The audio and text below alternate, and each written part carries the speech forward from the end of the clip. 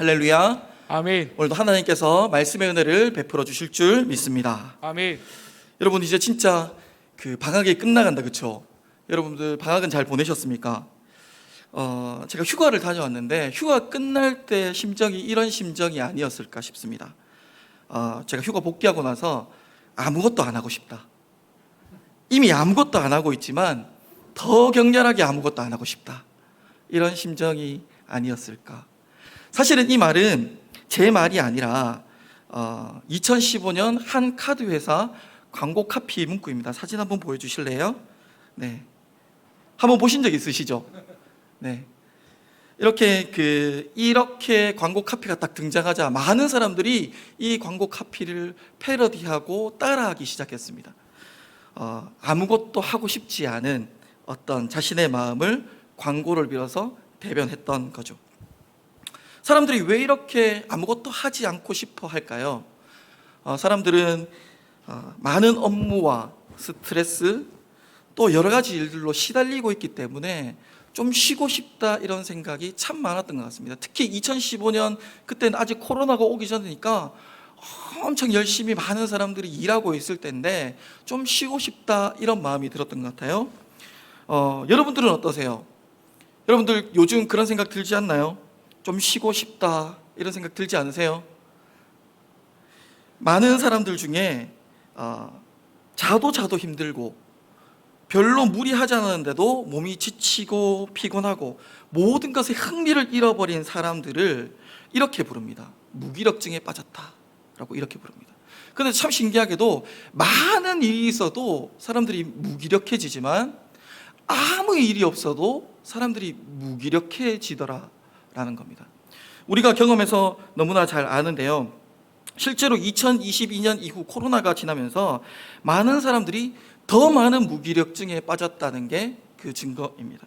한 예로 한 구직 사이트에서 1,528명을 대상으로 코로나19 이후에 이렇게 구직하는 사람들을 대상으로 조사를 했는데 이 중에 무려 68%가 일을 구하고 싶지 않대요.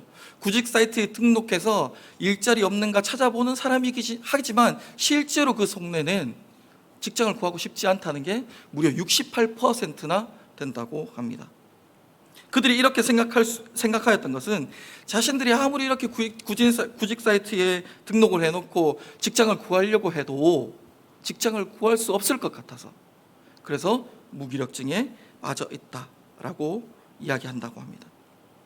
사람들은 왜 이렇게 무기력증에 빠질까요? 제 생각에는 사람들이 무기력하게 되는 것은 내가 가진 능력의 한계나 상황을 벗어나는 일들, 즉 내가 감당할 수 있는 그 힘과 능력을 벗어난 일을 만나게 되면 사람들이 무기력해지더라라는 것입니다. 그런데요, 어떤 특정한 사람만 이렇게 무기력해지는 게 아니라 이 땅의 모든 사람들이 꼭 한 번은 그 무기력을 경험하는 때가 있습니다. 그때가 언제냐면 바로 이 땅을 끝내고 죽음 앞에 설 때, 그때 무기력하게 되는 것이죠. 살아있는 사람이라면 반드시 한 번은 직면해야 하는 것이 바로 죽음입니다. 모든 인간은 이 죽음 앞에 자신이 얼마나 약하고 초라한 존재인지, 얼마나 자신이 무기력한 존재인지 발견하게 됩니다. 이러한 상황을 정리해보면 이 땅에 태어난 모든 사람은 반드시 죽습니다. 그 사람이 착한 사람이든 악한 사람이든, 그 사람이 부자이든 가난한 사람이든, 그 사람이 심지어 신자이든 불신자이든 죽는다라는 것입니다. 그렇게 우리는 모두 그 죽음 앞에 무기력할 수밖에 없습니다. 오늘 본문에도 사람들로부터 존경받고 사랑받던 나사로가 죽었습니다. 오늘 본문 앞에 19절을 보면 많은 유대인이 마르다와 마리아에게 와서 오라비일로 위문하더라 이렇게 기록되어져 있는데, 그것을 보면 이 나사로라는 사람이 얼마나 사람들에게 사랑받고 존경받았는지를 알 수 있는 것이죠. 이렇게 사람들로부터 사랑받고 존경받는 사람도 결국은 무기력하게 죽게 되어졌다라는 것입니다. 그리고 사람들이 이 죽음 앞에 할 수 있는 것 무엇일까요? 그저 죽은 가족들에게 위문하는 정도, 위로하는 정도밖에 할 수 없는 것입니다. 슬퍼하는 그들에게 그저 위로할 수밖에 없는 게 우리가 가진 전부인 거죠.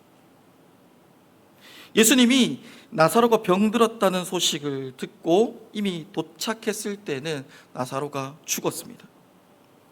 요한복음 11장 17절에 예수께서 와서 보시니 나사로가 무덤에 있는지 이미 나으리라 라고 이렇게 성경은 기록하고 있습니다. 죽은 지 4일이나 되었다고 성경은 기록합니다. 나사로가 세상을 떠난 지 4일이나 되었기 때문에 사람의 능력으로는 더 이상 기대할 수 없는 것을 분명하게 명시하고 있습니다. 그럼에도 불구하고 마르다는 그 장사 지내는 중에도 예수님이 오신다는 소식을 듣고 막 맞이하러 갑니다. 예수님을 만난 이후에 마르다는 이렇게 고백합니다. 요한복음 11장 21절인데요. 마르다가 예수께 여짜오되 주께서 여기 계셨더라면 내 오라버니가 죽지 아니하였겠나이다. 이렇게 고백하는 거죠. 마르다가 그 슬픔 중에도 이렇게 고백할 수 있었던 건 대단한 믿음 아니겠습니까? 그런데 마르다의 이 믿음의 고백은 어떤 고백입니까? 예수님 조금만 더 일찍 오셨더라면 아니겠습니까?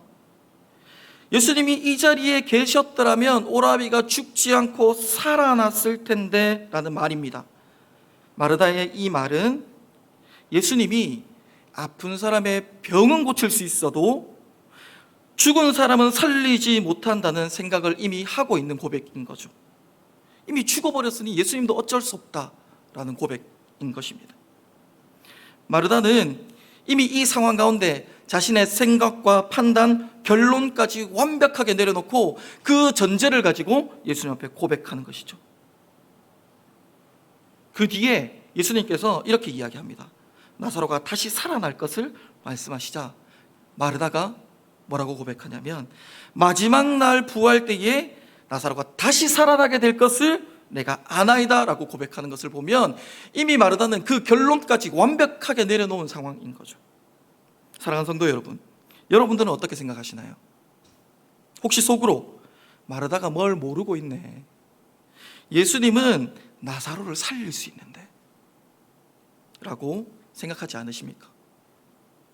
그런데 만약 여러분도 오늘 본문이 아니라 여러분들의 인생 속에서 여러분들의 삶의 현장 가운데 이런 일들이 일어나면 어떻게 생각하시겠습니까? 혹 여러분들도 마르다처럼 예수님을 제안하여 믿지는 않으십니까? 예수님이 병은 고칠 수 있어도 다시 살게 할 수 있는 분임을 믿지 않고 있지는 않습니까? 내 스스로 생각하고 판단하고 결론까지 다 내려서 그 믿음을 가지고 주님 앞에 나오지는 않습니까? 실제로 오늘날 많은 사람들이 예수님이 행하신 기적은 현재 지금은 제한적으로 일어난다고 이야기합니다. 초대교회 당시 일어났던 기적과 같은 일들을 또 조국교회의 초기 그 부흥의 불길 속에 있었던 그 많은 역사들은 다 사라져버리고 이제는 일어나지 않을 것이라고 고백하는 사람들이 참 많습니다. 그런데 저는 여러분들에게 이렇게 말하고 싶습니다. 하나님의 역사가 사라진 것이 아니라 우리의 믿음이 달라진 것은 아닐까요? 우리 부모 세대들이 무모하리만큼 하나님을 신뢰하고 때로는 바보처럼 기도하던 신앙은 사라져 버렸기 때문에 당시와 같은 은혜를 누리지 못하고 있는 건 아닐까요? 그때와 다르게 지금은 세련되고 아름다운 예배당이, 교회 건축물이 많아지고 수준 높은 지성을 가진 성도들이 훨씬 많아졌지만 예전처럼 믿음으로 살아내려고, 기도로 이겨내려고 하는 사람이 적지 않은가 하는 것입니다. 오직 하나님만 신뢰하고 의지하던 신앙은 점점 희미해지고 오히려 내 판단과 결론을 따라서 예수님을 바라보는 믿음의 사람들이 더 많아진 것이 아닌가 하는 것입니다. 오늘 본문의 나사로는 왜 죽었을까요? 사람이면 반드시 한번 죽어야 하기 때문에 죽었을까요? 오늘 본문이 시작하는 요한복음 11장 1절에는 이렇게 이야기합니다. 어떤 병자가 있으니 이는 마리아와 그 자매 마르다의 마을 베다니에 사는 나사로라, 이렇게 되어져 있습니다. 즉 나사로가 병들었다라는 이야기죠. 병으로 인해서 죽어가고 있었어요. 그 상황에 이제 누이들이 예수님께 사람을 보내어서 도와달라고 요청합니다. 그러나 예수님의 대답은 무슨 대답이었냐면 죽을 병이 아니라고 하는 거예요. 요한복음 11장 4절을 함께 봉독해 보겠습니다. 요한복음 11장 4절입니다. 예수께서 시작. 예수께서 들으시고 이르시되 이 병은 죽을 병이 아니라 하나님의 영광을 위하며 하나님의 아들이 이로 말미암아 영광을 받게 하려 함이라 하시더라. 아멘. 예수님이 분명히 말씀하시죠. 이 병은 죽을 병이 아니라, 이렇게 예수님이 말씀하셨어요. 예수님이 분명하게 죽을 병이 아니라고 했는데 나사로는 결국 죽었습니다. 사랑하는 성도 여러분, 여러분들이 이런 황당한 상황을 마주할 때 어떻게 하시나요? 마리아와 마르다가 병을 고치기 위해 노력했습니다. 그냥 나사로의 병이 저절로 낫기를 기다리고 있었던 거 아니죠. 분명히 예수님께 사람을 보내서 도와달라고 요청했고 예수님은 죽을 병이 아니라는 응답까지 하십니다. 그런데도 나사로가 죽어버렸으니까 얼마나 답답할 노릇입니까? 여러분은 이런 답답함을 느끼실 때 없습니까? 믿음으로 열심히 사는데 기도 응답도 있었는데 하나님 왜 나에게 그 응답대로 역사해 주지 않는가?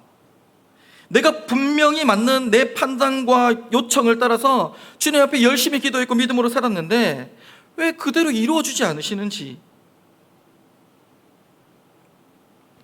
하나님께 반문하신 적은 없습니까?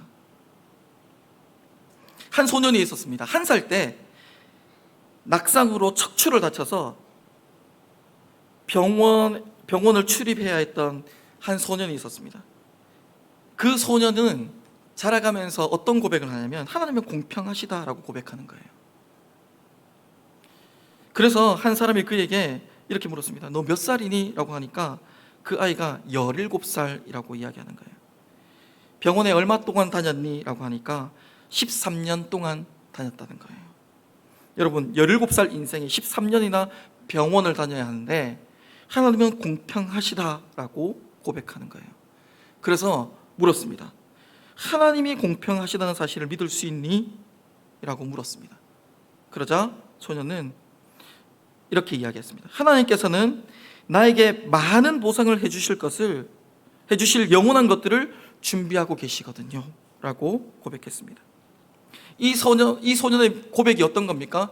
지금 당장 내가 처한 현실은 내가 원하는 거 바라보는 거 지금 당장 병을 고쳐서 다른 사람들, 아프지 않은 사람들처럼 당당하게 거둘 수 없을지 모르지만 하나님은 나에게 영원한 것들을 준비해 주고 계시기 때문에 하나님은 공평하시다라고 하는 거예요.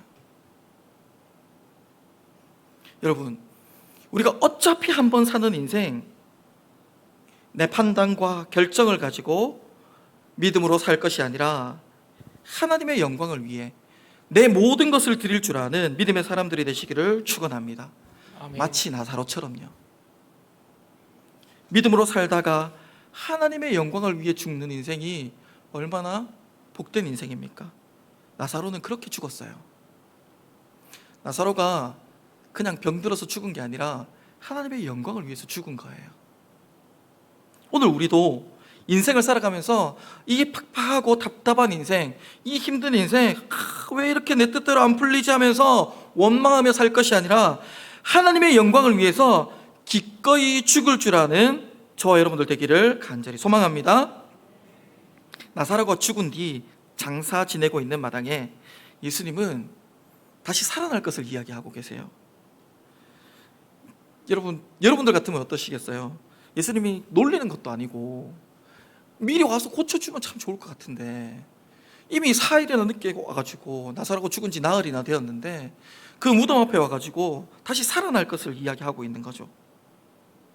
그래서 마르다는 죽은 지가 나흘이 되었다라고 이야기하고 있는 거죠. 11장 39절에 보면 예수께서 이르시되 돌을 옮겨 놓으라 하시니 그 죽은 자의 누이 마르다가 이르되 주여 죽은 지가 나흘이 되었음에 벌써 냄새가 나나이다, 이렇게 이야기합니다. 예수님은 돌을 옮겨 놓으라라고 이야기하죠. 이때 필요한 게 뭘까요? 예수님 나흘이나 됐는데 뭐 하실 수 있겠어요? 예수님 내가 아무리 생각해봐도 이건 아니에요 라고 하는 게 아니라 뭐가 필요하죠? 나사로가 다시 살아나기 위해서는 돌을 옮겨 놓는 순종이 필요합니다. 그 순종으로 나사로가 살아날 수 있는 기회를 얻었던 거죠. 혹시 우리 중에 눈앞에 있는 현실 속에 절망과 좌절만 이야기하는 분은 없으십니까? 눈에 보이는 현실만 바라보고 낙심하고 좌절하시지 마시기를 바랍니다. 그것은 하나님을 믿는다고 하면서도 눈앞에 보이는 현실만 바라보는 어리석은 자들과 같은 모습입니다.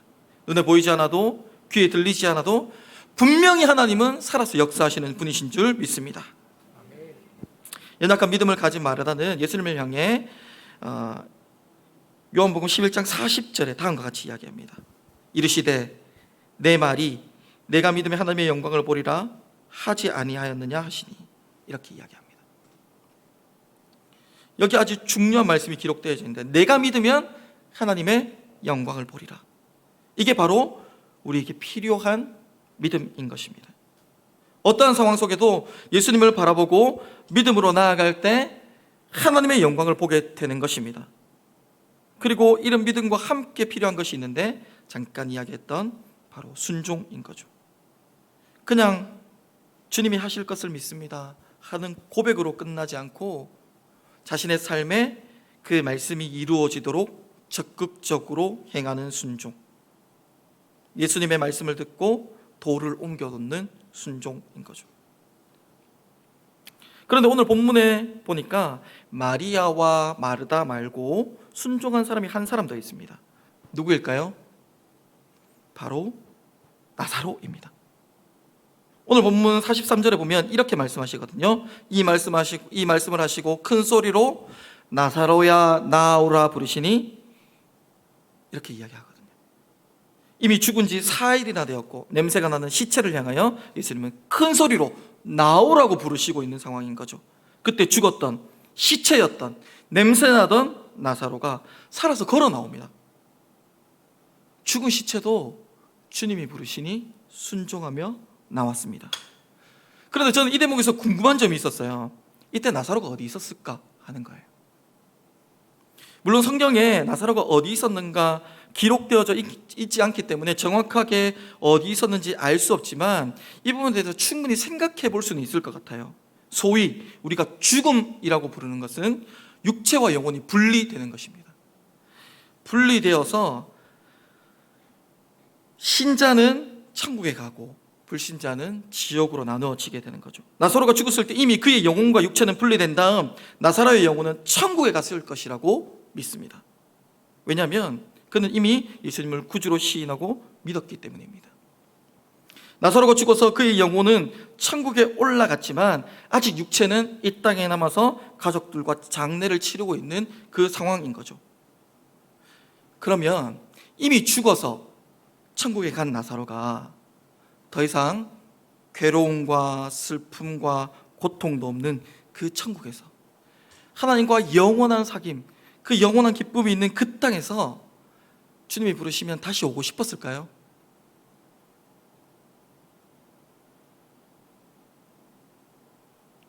우리 주님과 영원토록 기쁘고 즐거운 곳에서 다시는 슬픔과 괴로움이 없는 그곳에서 오기만 하면 슬픔과 괴로움과 고난과 여러 가지 힘든 일들을 다 감당해야 되는 이 땅에 주님이 부르신다고 기꺼이 오고 싶은 마음이 있었을까요? 여러분이 만약 나사로라면 어떻게 하실 것 같으세요? 이렇게 비교해 볼 수 있을 것 같아요. 우리의 안정된 생활, 평온한 가정, 걱정 없는 미래, 넉넉한 재정, 걱정거리 하나 없는 내 삶에서 매일매일 끊임없이 싸워 이겨내야 하는 문제투성이의 삶으로 우리를 부르신다면 여러분들은 순종하시겠습니까?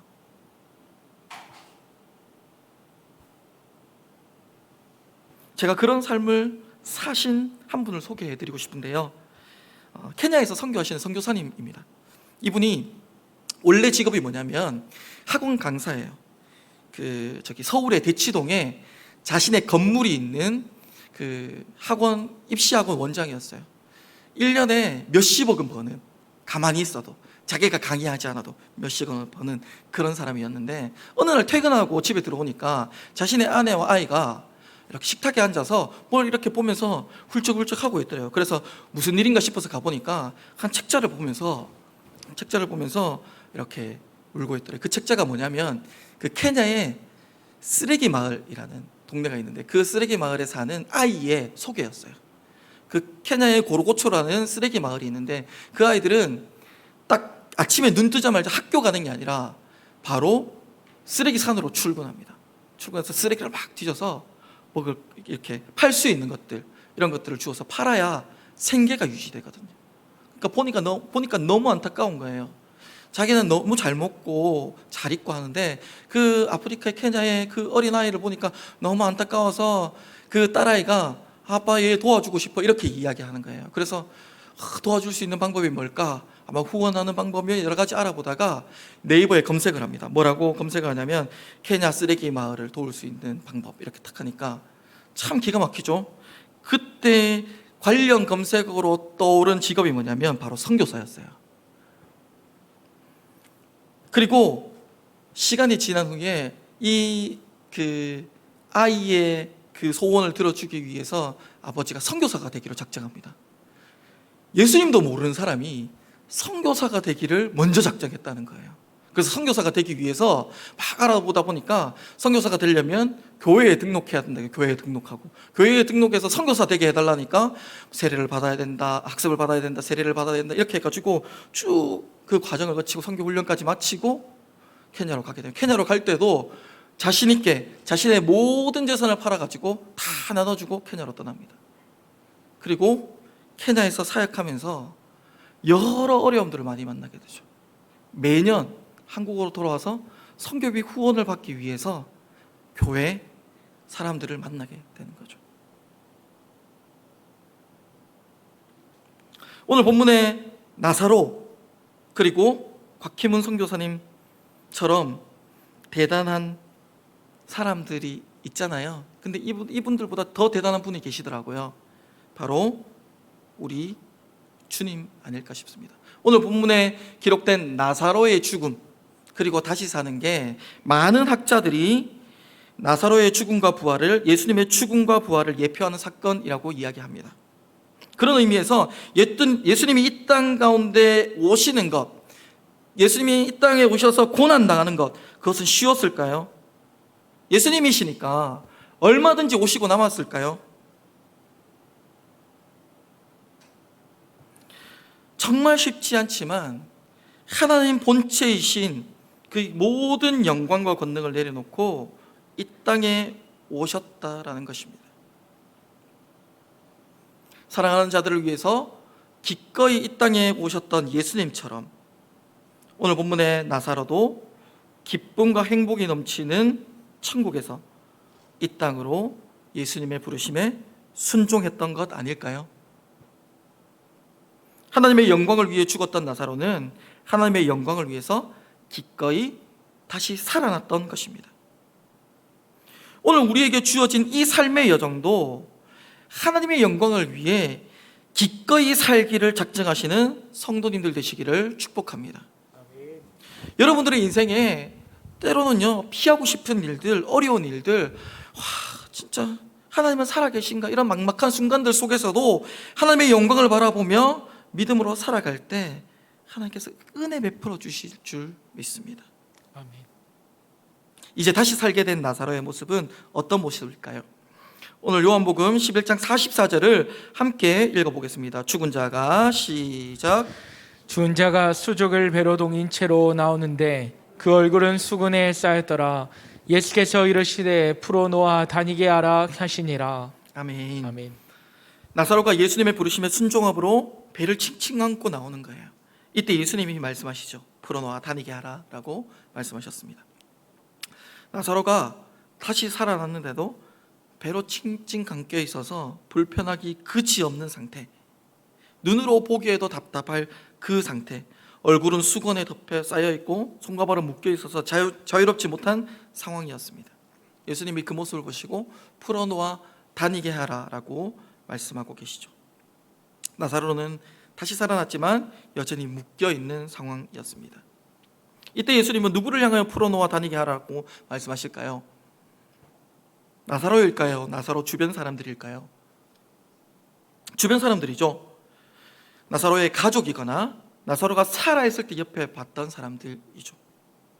그렇다면 나사로도 그렇게 그 살리신 능력이 있으신 예수님이 나사로가 살아나게 할 때 단숨에 그 묶였던 것이 저절로 풀어지게 해줄 수 있는 능력이 없었을까요? 왜 예수님은 그 주변에 있는 사람들에게 풀으라고 하셨을까요? 그들이 살아난 나사로 그 묶여있던 것을 풀면서 예수님의 말씀에 죽었던 시체도 살아나는 것을 자신의 손으로, 자신의 눈으로 경험하게 되지 않을까요? 그리고 더 이상 죽음과 사망에 매여 살지 않아도 되는 것을 확인하게 되지 않을까요? 사랑하는 성도 여러분, 우리는 나사로처럼 예수님이 모두 풀어주셨는데도 혹 묶여 살진 않습니까?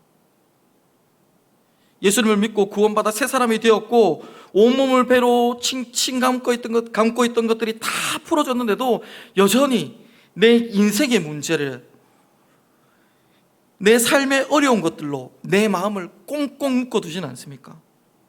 그래서 늘 연약한 자신을 바라보면서 안 된다, 할 수 없다, 어렵다, 이렇게 이야기하지 않습니까? 그래서 주님이 말씀하시면, 주님, 나는 죄인입니다. 나는 두려워서 못해요. 나는 상처가 많아서 안 돼요. 주님, 나는 실패자 아닙니까? 나는 아직도 아파서, 나는 아직도 그 상처를 치유하지 못했어요. 나는 너무 고생을 많이 해서 이제는 더 이상 싫어요. 이런 고백들로 내 마음을 묶고 있지는 않습니까? 주님이 다 풀어놓으셨는데도, 다 확인하게 하셨는데도 여전히 가난과 저주, 실패와 절망, 불안과 공포에 자신을 꽁꽁 묶어두고 다니지 못하고 무덤 안에 갇혀 있지는 않습니까? 지금까지 혹 내 마음이 그렇게 묶여 있다 할지라도, 그런 상황 가운데 내 마음이 붙들려 있는 분들이라 할지라도 오늘 말씀을 통해 자유함을 얻으시기를 축복합니다. 아멘. 요한복음 8장 32절에 보면 진리를 알지니 진리가 너희를 자유롭게 하리라 라고 말씀합니다. 진리이신 예수님이 여러분들의 모든 결박을 풀어주시고 자유케 해주셨다라는 거예요. 더 이상 죽은 시체처럼 칭칭 감겨 있어서 그렇게 나사로처럼 죽었던 시체처럼 그렇게 살지 말라고, 자유롭게 살라고 주님이 말씀해 주신 것이죠. 심리학자 셀리그만은 24마리의 개를 세 부류로 나누어서 실험을 했습니다.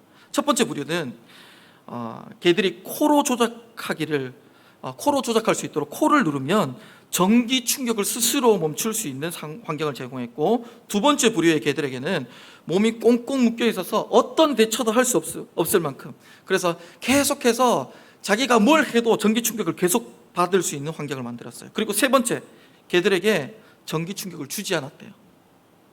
그리고 24시간이 지난 이후에 이 세 부류의 개를 한 곳에 넣어놓고 이렇게 중앙에 담을 넘으면 전기 충격을 피할 수 있는 공간에 넣어놨대요. 그런데 참 신기하게도 첫 번째 부류와 세 번째 부류의 개는 담을 넘어서 전기 충격을 피했지만 두 번째 개들은 계속 웅크리고 그 충격을 받고 있었대요.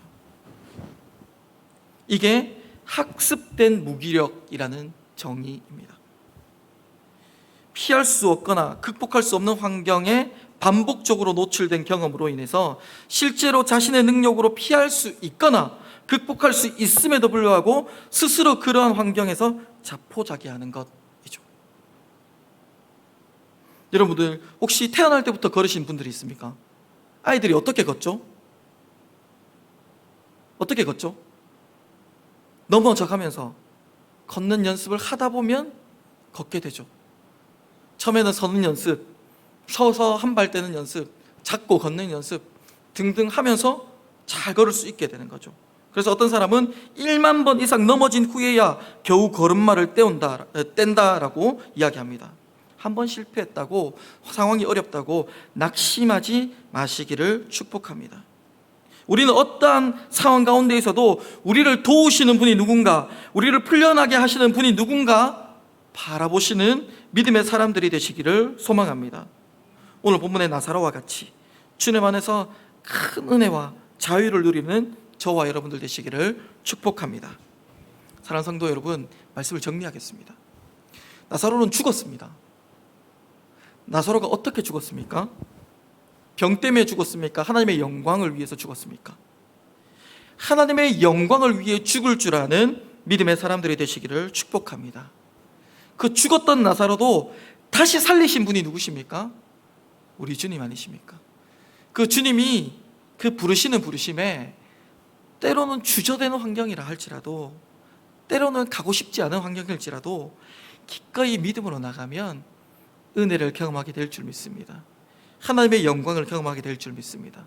그리고 우리의 마음을 옥죄이고 있는 것, 우리의 상황을 붙들고 있는 것, 그것들은 이미 주님이 다 해소시키고 풀어주신 거예요.